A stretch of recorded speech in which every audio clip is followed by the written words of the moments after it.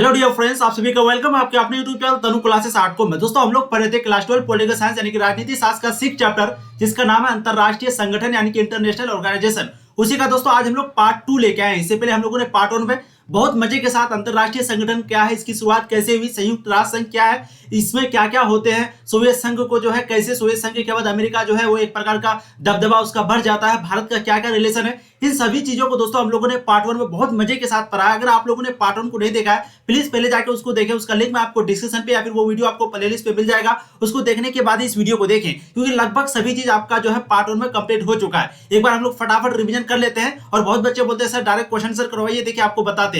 अगर आप लोग एक्सप्लेनेशन वाला वीडियो देखिएगा यानी कि थ्योरी वाला वीडियो देखेगा, तो इससे क्या होगा दोस्तों कि चैप्टर के बीच से अगर कोई भी क्वेश्चन पूछ लिया जाता है, चाहे वो ऑब्जेक्टिव यानी कि एमसीक्यू या फिर शॉर्ट लॉन्ग क्वेश्चन हो, कोई भी क्वेश्चन पूछ दे तो आप आराम से आंसर दे सकते हैं और आपको फील आएगा कि हम लोग पढ़ क्या रहे हैं। सिर्फ क्वेश्चन आंसर करने से सिर्फ रट्टूमल जैसा हाल हो जाएगा, ठीक है। वैसे भी यहाँ पर आपको जितना भी चीज दोस्तों बता रहे हैं, अगर आप इन सभी चीजों को कंप्लीट कर लेते हैं तो मैं आपको गारंटी देता हूँ आपका ऑब्जेक्टिव और सब्जेक्टिव ये दोनों प्रकार के क्वेश्चन आपको इसी तरह सॉल्व हो जाएंगे। वैसे भी इसके बाद फिर हम लोग ऑब्जेक्टिव क्वेश्चन करेंगे, फिर सब्जेक्टिव क्वेश्चन करेंगे, ठीक है। चलिए एक बार हम लोग फटाफट रिवीजन कर लेते हैं। हम लोगों ने अंतरराष्ट्रीय संगठन के बारे में पढ़ा था, परिचय देखा था, ठीक है। हम लोगों का जो चैप्टर का शुरुआत हुआ था वो यहाँ से हुआ था कि अंतरराष्ट्रीय संगठन की जरूरत आखिर हम लोगों को क्यों है, ठीक है। फिर हम लोगों ने पढ़ा था कि डेंग हेमरशोल्ड जो है, जो कि महासचिव थे, दूसरे महासचिव थे संयुक्त राष्ट्र संघ के यानी कि यूएनओ के, तो इसके अनुसार क्या क्या था, अंतरराष्ट्रीय संगठन की जरूरत क्यों है, हम लोगों ने आपको बताया था बहुत अच्छे से कल के वीडियो में पार्ट 1 में, ठीक है। फिर ग्रुप 7 के सदस्य क्या क्या, इन सभी चीजों को हम लोगों ने देखा था। अंतरराष्ट्रीय मुद्रा कोष, इन सभी चीजों को दोस्तों डिटेल्स में हम लोगों ने पढ़ा है। संयुक्त राष्ट्र संघ के बारे में, फिर आपका संयुक्त राष्ट्र संघ का विकास कैसे कैसे हुआ, यूएनओ का विकास,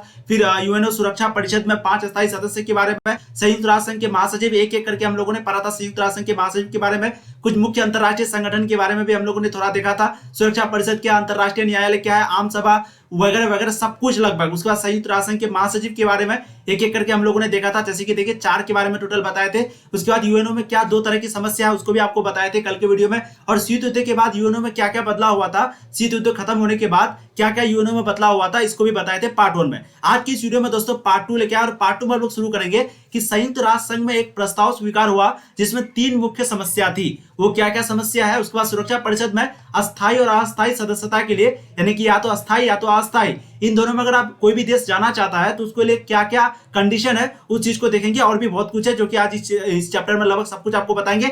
और ये चैप्टर में यानी कि वीडियो में आपको जो है पूरा चैप्टर समाप्त करेंगे, ठीक है। बस आप लोग शुरू से लेकर के अंत तक जुड़ रहिए। चलिए, संयुक्त राष्ट्र संघ में एक प्रस्ताव स्वीकार हुआ जिसमें 3 मुख्य समस्या थी। सबसे पहला, सुरक्षा परिषद अब राजनीतिक वास्तविकताओं की नुमाइंदगी नहीं करती। सुरक्षा परिषद जो है वो अब यहाँ पर संयुक्त राष्ट्र संघ की बात हो रही है, ठीक है। वहां एक प्रस्ताव स्वीकार हुआ था जो कि 3 मुख्य समस्या है उस प्रस्ताव में। क्या क्या है, सबसे पहला है कि सुरक्षा परिषद अब राजनीतिक वास्तविकताओं की नुमाइंदगी नहीं करती। दूसरा है इसके फैसले यानी कि निर्णय पर पश्चिमी मूल्यों और हितों की छाप होती है, यानी कि पश्चिमी देशों का सबसे ज्यादा दबदबा होता है, ठीक है। इन फैसलों पर कुछ देशों का दबदबा जो है वो ज्यादा होता है, जैसे कि अमेरिका, यूरोप के लगभग सभी देशों के बारे में यहाँ पर बोला जा रहा है। तीसरा चीज है कि सुरक्षा परिषद में बराबर का प्रतिनिधित्व नहीं है। सुरक्षा परिषद में बराबर का प्रतिनिधित्व नहीं है, कोई देश को ज्यादा तो कोई देश को कम।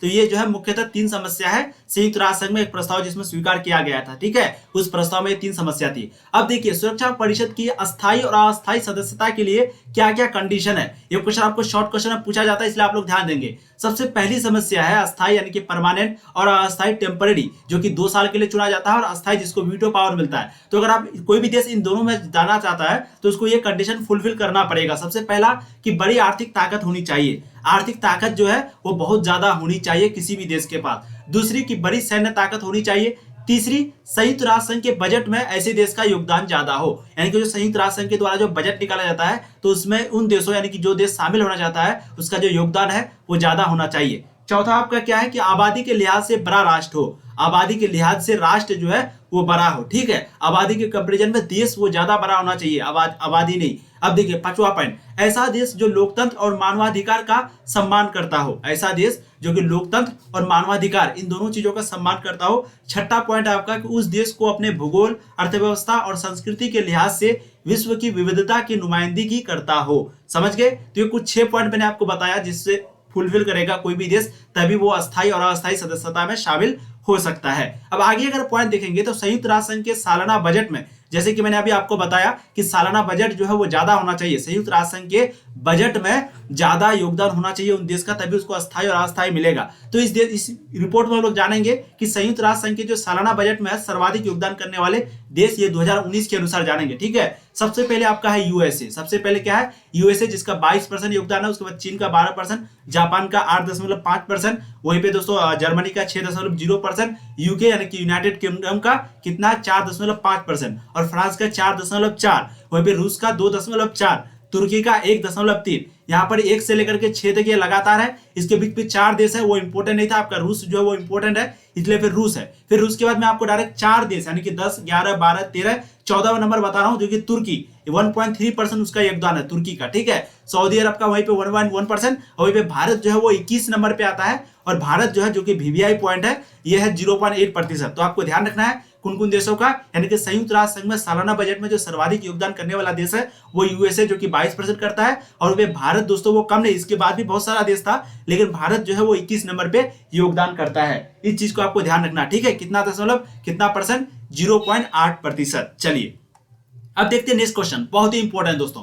नेक्स्ट पॉइंट देखिए, विश्व बैंक के बारे में आपको पूछा जाता है क्वेश्चन में। ठीक है, विश्व बैंक यानी कि वर्ल्ड बैंक द्वितीय विश्व युद्ध के समय सन 1944 में विश्व बैंक की औपचारिक यानी कि दिखाऊ के लिए स्थापना हुई थी। जब द्वितीय विश्व युद्ध हो रहा था 1944 विश्व युद्ध में, 1944 में विश्व बैंक की स्थापना हुई थी, और सिर्फ दिखाऊ के लिए यानी कि औपचारिक हेतु, यानी कि सिर्फ दिखाऊ के लिए, सिर्फ फॉर्मल के लिए। ठीक है, इस बैंक की गतिविधियां यानी कि एक्टिविटी जो है प्रमुख रूप से विकासशील देशों से संबंधित है। और इस बैंक का जो गतिविधियां है वो किससे संबंधित है? एक विकासशील देश होता है उसी से लगभग संबंधित है। आगे देखिए, यह बैंक मानवीय विकास यानी कि शिक्षा, स्वास्थ्य, कृषि, शिक्षा, मानवीय विकास में आपके क्या कौन कौन? शिक्षा, स्वास्थ्य, कृषि और ग्रामीण विकास में आपका आ गया सिंचाई, ग्रामीण सेवाएं। ठीक है, पर्यावरण सुरक्षा में आ गया आपका प्रदूषण में कभी नियमों का निर्माण और उन्हें लागू करना, और आधारभूत ढांचा में आपका आ गया सड़क, शहरी विकास, बिजली तथा सुशासन में आ गया आपका कदाचार का विरोध, विधिक संस्थाओं का विकास। ठीक है, तो ये बैंक जो है वो मानवीय विकास, इन चीजों का विकास करता है। सबसे पहले शिक्षा, स्वास्थ्य हो गया,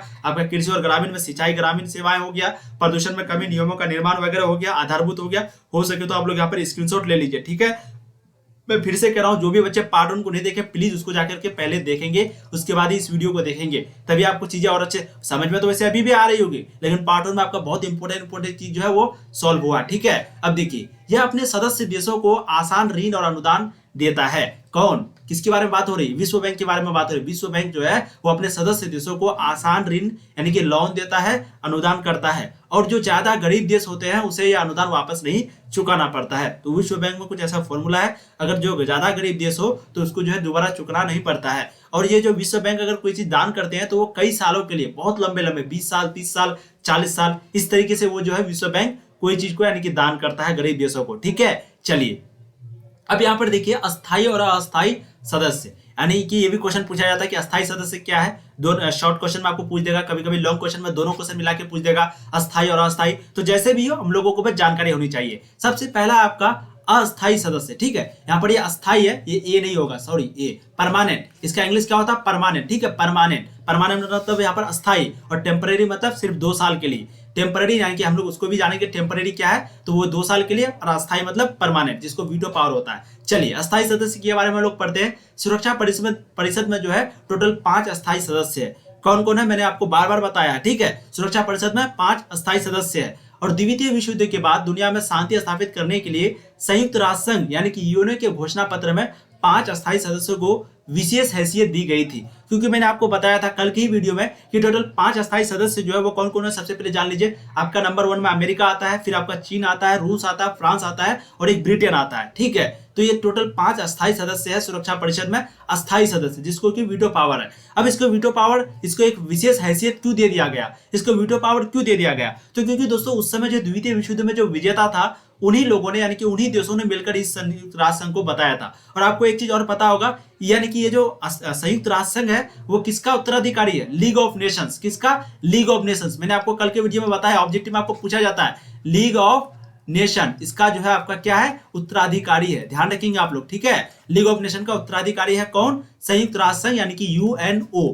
ठीक है, तो अस्थायी सदस्य सुरक्षा परिषद में 5 अस्थायी सदस्य है। द्वितीय विश्व युद्ध के बाद दुनिया में शांति बहाल करने के लिए, शांति स्थापित करने के लिए यूएनओ के यानी कि संयुक्त राष्ट्र संघ के घोषणा पत्र में 5 अस्थायी सदस्यों को विशेष हैसियत दी गई। अब तीसरा पॉइंट देखेंगे तो इन अस्थायी सदस्यों को मुख्य फायदा यह था कि उन्हें वीटो का अधिकार होगा और इसकी सदस्यता अस्थायी होगी। यही उसको जो है एक प्रकार का बेनिफिट था कि उसके मुख्य फायदा यह था कि उन्हें वीटो का एक अधिकार होगा और उसकी जो सदस्यता है वो अस्थायी होगी, यानी कि वो कभी खत्म नहीं होगी, दोबारा उसको चुना नहीं जाएगा। ये वीटो का पावर यही था, ठीक है। और भी वीटो का पावर बहुत सारा है, ये चीज आपको नहीं, वीटो का पावर कोई भी कानून को रोक सकता है, कुछ भी कर सकता है। वीटो मतलब एक प्रकार का समझ लीजिए बहुत अनगिनत पावर है, टोटल 5 है वीटो। अगर 4 एक तरफ हो जाए, एक तरफ रहे तो इसी का बात यहाँ पर सुना जाएगा। मान लेते हैं कोई कानून को लागू कर रहा है और ये 4 जो है राजी है, लेकिन ये एक राजी नहीं है, तो एक का ही बात वहां पर सुना जाएगा, समझ गए। तो देखिए इन अस्थायी सदस्यों को मुख्य फायदा यही था कि उन्हें वीटो का अधिकार होगा और इसकी सदस्यता अस्थायी होगी। चौथा पॉइंट है कि अस्थायी सदस्यों में से कोई एक अपना वीटो पावर का इस्तेमाल कर किसी भी फैसले को रोक सकता है, ठीक है। तो अपना वीटो का पावर करके कोई भी किसी भी फैसले को रोक सकता है, भले ही अन्य अस्थायी और अस्थायी, एक आपका अस्थायी भी अगर मान लेते हैं उस चीज को राजी हो जाते हैं और एक अस्थायी सदस्य वो भी अगर राजी हो जाते हैं, फिर भी अगर दोनों समर्थन दे देता है, फिर भी अगर एक कंट्री चाहे वीटो पावर जिसके पास वो चाहे तो इस चीज को वो रोक सकता है, ठीक है। चलिए 5वां पॉइंट आप देखिए, मान लो अगर वीटो ना होता तो 1945 के बाद जितने भी ताकतवर देश है वो मनमानी करता। सबसे पहली बात, अगर वीटो पावर ना होता तो 1945 के बाद वो क्या करता, मनमानी करता। अमेरिका इधर कुछ करता, वो कुछ करता। वीटो पावर है तो अगर एक देश कुछ करना चाहता है तो दूसरा देश रोक देता है कि नहीं, दूसरा वीटो पावर वाला रोक देता है। वो अपना इच्छा अनुसार काम करता और उन ताकतवर देशों की रुचि यूएनओ में ना होती। और वो जो ताकतवर देश होता तो उसको यूएनओ में रुचि भी नहीं होती, उसको दिलचस्पी नहीं होती। क्यों नहीं होती? क्योंकि वो सोचता है कि भाई हमको क्यों जाना है उसमें हमको क्या मिल रहा है, हम तो ऐसे ही मनमानी कर रहे हैं, समझ गए। तो अस्थायी सदस्य का टोटल मैंने आपको 5 डेफिनेशन बताया, शॉर्ट लॉन्ग दोनों में पूछा जाता है, इसलिए आप लोग अस्थायी और अस्थायी दोनों को ध्यान रखेंगे। अब आगे देखते हैं अस्थायी सदस्य। सुरक्षा परिषद में 10 अस्थायी सदस्य होते हैं। कितने? 10 अस्थायी सदस्य होते हैं। ये 2 बार लिखा चला गया है, ठीक है। 10 अस्थायी सदस्य होते हैं। आप लोग हो सकते हैं स्क्रीनशॉट ले लीजिए, या फिर अगर ये पीडीएफ चाहिए तो इस नंबर पे आप लोग कांटेक्ट कर सकते हैं, ठीक है। व्हाट्सएप मैसेज आपको करना है, अगर आपको पीडीएफ चाहिए तो, नहीं तो कोई बात नहीं। देखिए, ठीक है। चलिए, तो सुरक्षा परिषद में 10 अस्थायी सदस्य हैं। 2 वर्षों के लिए चुने जाते हैं और 2 वर्ष के बाद फिर से तुरंत नहीं चुना जा सकता। अस्थायी सदस्य जो है सुरक्षा परिषद में 10 अस्थायी सदस्य होता है और 2 वर्षों के लिए चुना जाता है, और 2 वर्ष के बाद फिर से वो तुरंत नहीं चुना जा सकता, कुछ साल बाद। जैसे भारत अभी अगर उसका अस्थायी सदस्य का मेंबर है, सदस्य है, तो उसको फिर दोबारा जब चुनाव होगा तो तुरंत भारत को नहीं चुना जाएगा, फिर कुछ साल बाद, समझ गए। और अस्थायी सदस्यों को वीटो अधिकार नहीं होता। अस्थायी सदस्य को वीटो का अधिकार यानी कि निषेधाधिकार का नहीं होता है, यानी कि वो चीज नहीं होता। वीटो पावर जो है अस्थायी सदस्य को नहीं होता है। चौथा पॉइंट आपका कि अस्थायी सदस्यों का जो निर्वाचन है इस तरह से होता है कि विश्व के सभी महादेशों का प्रतिनिधित्व हो सके। और अस्थायी संगठनों का जो निर्वाचन है वो इस तरह से होता है कि विश्व के सभी महादेश का प्रतिनिधित्व हो, प्रतिनिधि हो, प्रेजेंट हो, तभी अस्थायी सदस्य का निर्वाचन यानी कि चुनाव होता है। चीजें आपको समझ में आ गई अस्थायी सदस्य के बारे में और अस्थायी सदस्य के बारे में। चलिए, अब विश्व व्यापार संगठन, ये भी आपको शॉर्ट क्वेश्चन में पूछा जाता है, इसलिए आप लोग ध्यान देंगे। विश्व व्यापार संगठन, जिसको हम लोग शॉर्ट में लिखते हैं WTO, यानी कि वर्ल्ड ट्रेड ऑर्गेनाइजेशन। हो सके तो आप लोग स्क्रीनशॉट ले लीजिए। देखिए, यह अंतरराष्ट्रीय संगठन वैश्विक व्यापार के नियमों को तय करता है। विश्व व्यापार संगठन जो है, यह अंतरराष्ट्रीय संगठन वैश्विक व्यापार के नियमों को तय करता है। दूसरा पॉइंट आपका, इसकी स्थापना जो है वो 1995 में हुई थी। तो विश्व व्यापार संगठन जो है उसकी स्थापना 1995 में हुई थी। आपको ऑब्जेक्टिव क्वेश्चन में पूछा जा सकता है। और ये अंतरराष्ट्रीय संगठन जो है वो वैश्विक व्यापार के नियमों को तय करता है। तीसरा पॉइंट है कि यह संगठन general agreement on trade and tariff, क्या है? General agreement on trade and tariff के उत्तराधिकारी के रूप में कार्य करता है। किसके उत्तराधिकारी के रूप में? General agreement on trade and tariff. Objective में ये भी क्वेश्चन पूछा जा सकता है, जो कि दूसरे विश्व युद्ध के बाद अस्तित्व में आया था। तो ये जो आपका संगठन है जो कि दूसरे विश्व युद्ध के बाद अस्तित्व में आया था, ठीक है। इसमें कुल सदस्यों की संख्या कितना है? 164। 29 जुलाई 2016 के अनुसार, यानी कि 29 जुलाई 2016 को जब रिपोर्ट निकाला गया था तो उस समय कुल सदस्यों की संख्या जो है वो कितनी थी? 164 थी। इसकी स्थापना कब हुई? 1995 में। टोटल यानी कि संख्या कितनी? सदस्यों की संख्या 164 कब के अनुसार? 2016 के अनुसार, ठीक है। और ये किसके उत्तराधिकारी है? General agreement on trade and tariff. तो चीजें आप जो है ध्यान रखना पड़ेगा आपको, ठीक है। अब हम लोग बात करते हैं यूएनओ और भारत, यानी कि यूएनओ यानी कि संयुक्त राष्ट्र संघ और भारत का क्या क्या विवाद है, संवाद है, यानी कि क्या क्या संबंध है। क्यों अभी तक संयुक्त राष्ट्र संघ में वीटो पावर नहीं मिला भारत को? आखिर मिलेगा नहीं मिलेगा वो तो बात की बात है, लेकिन क्यों नहीं मिला है इस चीज को हम लोग इस वीडियो में जानेंगे। उससे पहले एक बार चेक कर लेते हैं वॉइस क्वालिटी, वीडियो क्वालिटी सब सही आ रही है। और अभी तक बहुत बच्चे वीडियो को लाइक नहीं किए, प्लीज आप लोग कंजूसी ना करें। आप लोगों के लिए बहुत ज्यादा बार बार मैं ये चीज नहीं बोलना चाहता हूँ, बट बोलना पड़ता है। बहुत ज्यादा मेहनत चल रही है दोस्तों, बट आपको प्लीज वीडियो को लाइक, चैनल को सब्सक्राइब और अपने दोस्तों को एक बार जम के शेयर जरूर करना है, चाहे वो व्हाट्सएप ग्रुप हो, टेलीग्राम हो, जहां भी हो, जितने भी दोस्तों सबको कीजिए, उसको बताइए कि यहाँ पर इस तरीके से पढ़ाई होती है तनु क्लासेस .com चैनल पर। ठीक है, आपको यहाँ पर इस तरह का कंटेंट जो है वो कहीं नहीं मिलेगा, इसलिए प्लीज शेयर जरूर करें, अच्छी चीजों को शेयर करना चाहिए। ठीक है, क्योंकि बहुत मेहनत लगता है दोस्तों, बहुत ज्यादा। चलिए ज्यादा नहीं बोलूंगा, चलिए अब यूएनओ और भारत यानी कि संयुक्त राष्ट्र संघ और भारत का हम लोग पढ़ते हैं। भारत ने भी संयुक्त राष्ट्र संघ यानी कि यूएनओ के ढांचे में बदलाव को लेकर कई आधारों पर समर्थन दिया है। भारत भी जो है संयुक्त राष्ट्र संघ यानी कि यूएनओ के ढांचे में बदलाव होना चाहिए, इसमें समर्थन दिया है, एग्री किया है। भारत का मानना है अब संयुक्त राष्ट्र में क्या क्या बदलाव होना चाहिए तो कल के वीडियो में पार्ट 1 में अच्छे से बताएं। ठीक है, भारत का मानना है कि इस बदलते हुए दुनिया में यूएनओ की मजबूती और दृढ़ता जरूरी है। यानी कि इस बदलते दुनिया में जैसे कि चाइना उधर तरक्की कर रहा है और कोई उधर तरक्की कर रहा है और छोटा छोटा देश है वो भी तरक्की कर रहा है, तो इस बदलते हुए दुनिया में यूएनओ को और मजबूत और दृढ़ता बहुत जरूरी है कोई भी चीज को कंट्रोल करने के लिए। नहीं तो क्योंकि एक ही इसको क्यों ये किया गया है ताकि विश्व लेवल पर शांति स्थापना किया जा सके। अगर मान लेते हैं अगर ये नहीं होती तो हो सकता है अभी तीसरा विश्व युद्ध जो है वो हो चुका होता। समझ गए। चलिए, भारत इस बात को भी समर्थन करता है कि यूएनओ जो है वो अलग अलग देशों के बीच सहयोग बढ़ाने और विकास को बढ़ावा देने में ज्यादा बड़ी भूमिका निभाता है, कि यूएनओ के एजेंडे में विकास का मामला प्रमुख होना चाहिए, शांति और सुरक्षा के लिए यह जरूरी है। ठीक है, तो भारत इस बात को भी मानता है कि यूएनओ जो है वो अलग अलग देशों के बीच सहयोग बढ़ाने और विकास को बढ़ावा देने में ज्यादा बड़ी भूमिका निभाता है और यूएनओ के एजेंडे में विकास का मामला प्रमुख होना चाहिए। भारत जो है इस बात से सहमत है। ठीक है, एक और बात, संयुक्त राष्ट्र संघ के सदस्य की संख्या जो है 11 से बढ़कर 15 कर दी गई थी। ऑब्जेक्टिव में पूछा जा सकता है कि संयुक्त राष्ट्र संघ की सदस्यता जो है वो 11 से बढ़ाकर 15 कर दी गई कब, 1965 ईस्वी में। परंतु अस्थायी सदस्यों की संख्या जो है वो अभी भी स्थिर है, यानी कि उस समय भी स्थिर थी। ठीक है, वो 5 शुरू से है, वो 5 अभी तक है ही। तो अस्थायी सदस्यों की संख्या जो है वो स्थिर रही और इसके बाद जो परिषद का आकार जस का तस बना हुआ है। ठीक है, तो एक और बात यही चीज आपको बताना था कि 11 से बढ़कर 15 कर दी गई 1965 ईस्वी में और अस्थायी सदस्यों की संख्या जो वो अभी भी स्थिर है और इसके बाद का जो परिषद का आकार है उसका तस जैसा का तैसा अभी तक बना हुआ है ये है। अब आगे देखिए, भारत चाहता है कि उसका यूएनओ की सुरक्षा परिषद में निषेधाधिकार संपन्न हो, यानी कि वीटो पावर उसको मिले। किसको? भारत ये चीज चाहता है, वीटोधारिकारी सदस्य बने, यानी कि वीटोधारिकारी यानी कि निषेधाधिकार मतलब वीटोधारिकारी यानी कि वीटो का पावर भारत को मिले। कुछ ऐसे देश है जो कि इसका विरोध करता है, जैसे कि पाकिस्तान।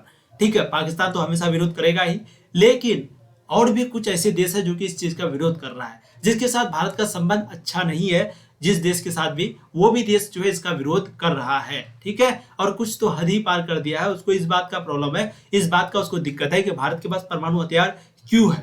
समझ गए, कुछ कुछ ऐसे दुश्मन है हम लोगों के। समझ गए, सिर्फ पाकिस्तान नहीं, बहुत सारे देश है, ऐसा नहीं है। चलिए अब नेक्स्ट वन देखिए, एक और कारण है जिससे भारत को वीटो पावर नहीं मिला है। एक और भी कारण है जो कि बहुत बड़ी कारण मैं इसको कहूंगा, क्योंकि अगर भारत को वीटो पावर मिल जाता है तो और भी बहुत से देश है जिसको इसमें शामिल करना पड़ेगा, और भी बहुत से देश है जिसको इसमें शामिल करना पड़ेगा, क्योंकि ब्राजील हो गया, जर्मनी हो गया, जापान हो गया, दक्षिण अफ्रीका हो गया, इन देशों में भी बहुत अच्छी तरक्की हुई है और ये भी उसके हक रखते हैं। समझ गए, तो भारत को अगर मिल जाएगी तो इन देशों को भी देना पड़ेगा। तो एक और भी बहुत बड़ी समस्या है जिसके कारण भारत को अभी तक वीटो यानी कि निषेधाधिकार वीटोधारिकारी नहीं बनाया गया है। ठीक है, चलिए यहाँ पर आपको चीजें समझ में आ गई है। अब हम लोग पढ़ेंगे अंतरराष्ट्रीय आणविक ऊर्जा एजेंसी। ठीक है, यानी कि इंटरनेशनल एटॉमिक एनर्जी, जिसको हम लोग लिखते हैं यूएईए। ठीक है, यहाँ पर यूएईए, तो ध्यान देंगे आप लोग, यहाँ पर क्या है, इंटरनेशनल एटॉमिक एनर्जी, तो अच्छे से आप लोग को देखना है। उसके बाद यहाँ पर आपका जो है एक ध्रुवीय विश्व में संयुक्त राष्ट्र संघ, उसके बाद जो है ये चैप्टर आपका amnesty international, human rights watch, उसके बाद ये चैप्टर का जो है द एंड हो जाएगा। तो 3-4 पॉइंट है, मुझे लगता है 5 से 10 मिनट का वीडियो और बनेगा, अच्छे से हम लोग सभी चीजों को समझ लेते हैं, उसके बाद फिर ये चैप्टर जो है आपका समाप्त करते हैं। ठीक है, चलिए हम लोग कहाँ थे, अंतरराष्ट्रीय आणविक ऊर्जा एजेंसी में थे। ये भी आपका शॉर्ट क्वेश्चन में पूछा जाता है, इसलिए आप लोग को घबराना नहीं है, आराम से देखना है। अंतरराष्ट्रीय आणविक ऊर्जा एजेंसी, जिसको हम लोग बोलते हैं इंटरनेशनल एटॉमिक एनर्जी एजेंसी, यानी कि यूएईए, 1957 में इस संगठन की स्थापना हुई थी। अंतरराष्ट्रीय आणविक ऊर्जा एजेंसी की कब स्थापना हुई थी? 1957 में इस संगठन की स्थापना हुई थी। यह संगठन परमाणु ऊर्जा के शांतिपूर्ण उपयोग को बढ़ावा देने, यानी कि परमाणु ऊर्जा के शांतिपूर्ण उपयोग को बढ़ावा देने और सैन्य उद्देश्यों में इसका इस्तेमाल को रोकने का कोशिश करता है। तीसरा है कि इस संगठन का जो अधिकारी होता है वो लगातार कोशिश करता है कि नागरिक परमाणु संयंत्रों का इस्तेमाल सैन्य उद्देश्यों के लिए ना हो। तो नागरिक परमाणु संयंत्रों का जो इस्तेमाल है वो सैन्य उद्देश्यों के लिए ना हो। तो यही है आपका अंतरराष्ट्रीय आणविक ऊर्जा एजेंसी, आप लोग स्क्रीनशॉट ले लीजिए। अब दूसरा आपका एक ध्रुवीय विश्व में संयुक्त राष्ट्र संघ, एक ध्रुवीय विश्व में संयुक्त राष्ट्र संघ। ध्यान से देखिए, अगर आप देखोगे तो संयुक्त राष्ट्र संघ में सबसे ज्यादा प्रभाव जो है वो किसका है? अमेरिका का है, क्योंकि इसके टक्कर का कोई भी नहीं है। ठीक है, तो एक ध्रुवीय विश्व में जो संयुक्त राष्ट्र संघ है, अगर आप देखोगे तो संयुक्त राष्ट्र संघ में सबसे ज्यादा जो प्रभाव है अमेरिका का, क्योंकि भाई इसके सामने किसी का भी नहीं चलता है, किसी का भी टक्कर नहीं है अमेरिका के लेवल में।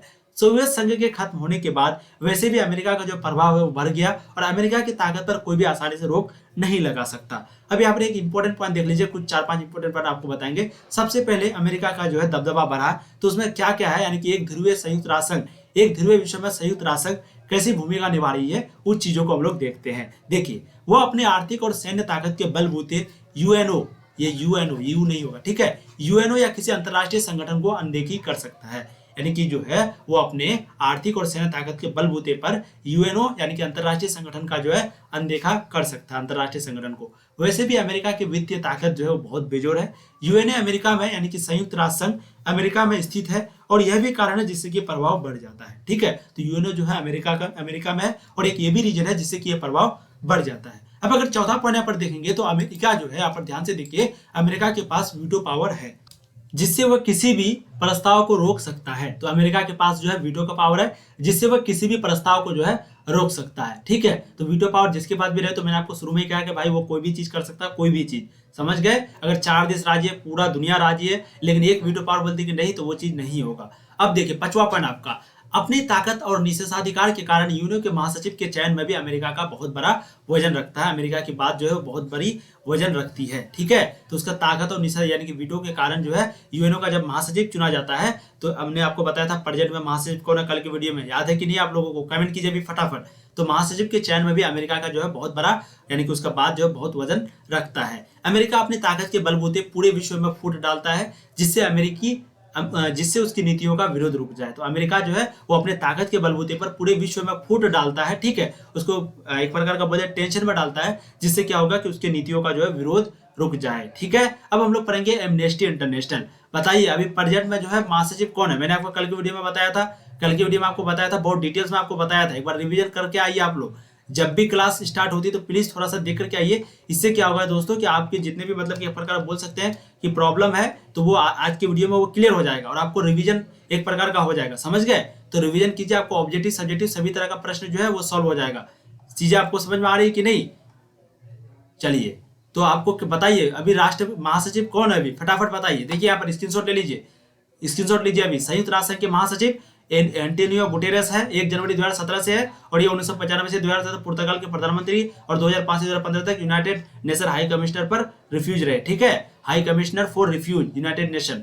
तो ध्यान से आप लोग देख लीजिए और संयुक्त राष्ट्र के महासचिव के बारे में अच्छे से जानकारी रखिए, क्योंकि पूछा जाता है प्रेजेंट में कौन है वो चीज पूछा जाता है। ठीक है, चलिए अब हम लोग देखते हैं एमनेस्टी इंटरनेशनल, उसके बाद ह्यूमन राइट्स वॉच, उसके बाद आपका चैप्टर समाप्त। ठीक है, चलिए एमनेस्टी इंटरनेशनल जिसको हम लोग बोलते हैं एमनेस्टी इंटरनेशनल उसको बोलते हैं। ठीक है, एक स्वयंसेवी संगठन है। ये क्या है? एक स्वयंसेवी संगठन है। ये पूरी दुनिया में मानवाधिकारों को रक्षा के लिए अभियान चलाता है। तो ये पूरी दुनिया में मानवाधिकारों की रक्षा के लिए अभियान चलाता है। ये संगठन मानवाधिकारों से जुड़ी हुई रिपोर्ट तैयार और प्रकाशित करता है। कौन? Amnesty international. यह रिपोर्ट मानवाधिकारों से संबंधित अनुसंधान और तरफदारी में महत्वपूर्ण भूमिका निभाती है। तो एमनेस्टी इंटरनेशनल के बारे में आप लोग स्क्रीनशॉट ले लीजिए, समझ लीजिए। अब ये क्या? ह्यूमन राइट्स वॉच, मानवाधिकारों की वकालत और उनसे संबंधित अनुसंधान करने वाला एक अंतरराष्ट्रीय स्वयंसेवी संगठन है। ये भी क्या है? एक अंतरराष्ट्रीय स्वयंसेवी संगठन है, मानवाधिकारों की वकालत करने वाला और उससे संबंधित जो अनुसंधान है वो करने वाला एक अंतरराष्ट्रीय स्वयंसेवी संगठन है। यह अमेरिका का सबसे बड़ा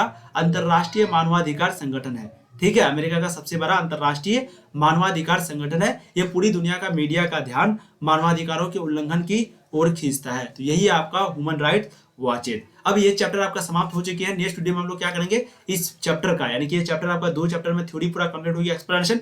इसके बाद इससे जितने भी वीवीआई एमसीक्यू यानी कि ऑब्जेक्टिव क्वेश्चन बनेंगे उसको करवाएंगे, फिर इससे शॉर्ट और लॉन्ग क्वेश्चन जो भी बनेंगे उसको करवाएंगे। ठीक है, तो यहीं पे आपका चैप्टर समाप्त होती है। पूरा चैप्टर को हम लोगों ने बहुत मजे के साथ अंतरराष्ट्रीय संगठन को खत्म किया। अगर आप लोगों ने पार्ट 1 नहीं देखा, फिर से कहूंगा देख लीजिए। अगर ये वीडियो आप बाद में देख रहे हैं तो ऑब्जेक्टिव आ चुके होंगे, डिस्क्रिप्शन में जाकर लिंक देख लीजिए, ऑब्जेक्टिव अगर आई है तो। ठीक है, और इसी तरह का यहाँ पर वीडियो बनाई जाती है, इसलिए प्लीज चैनल को सब्सक्राइब कीजिए अगर पहली बार आया तो, क्योंकि यहाँ पर आपको दोस्तों बहुत मेहनत के साथ बहुत अच्छे से पढ़ाई जाती है। और अपने दोस्तों को भी शेयर जरूर करें ताकि आपके दोस्त भी इस चीजों को पढ़ पाए। चलिए फिर मिलेंगे नए वीडियो में, तब तक के लिए जय हिंद। आप लोग ऐसे ही पढ़ाई करते रहिए। All the very best.